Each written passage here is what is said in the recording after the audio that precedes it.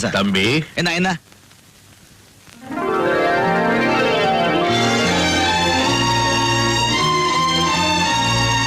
உன் பேர் என்னப்பா? ராஜா. உங்க அப்பா அம்மா உனக்கு நல்ல பேரா தான் வச்சிருக்காங்க. உன்னுடைய நல்ல குணத்துக்கு உண்மையிலேயே நீ ராஜா தான். போயிட்டோம். சொந்த கிளிதான் தேடும் இந்த பறவை, கண்டும் அதை சொல்லாது அந்த பறவை.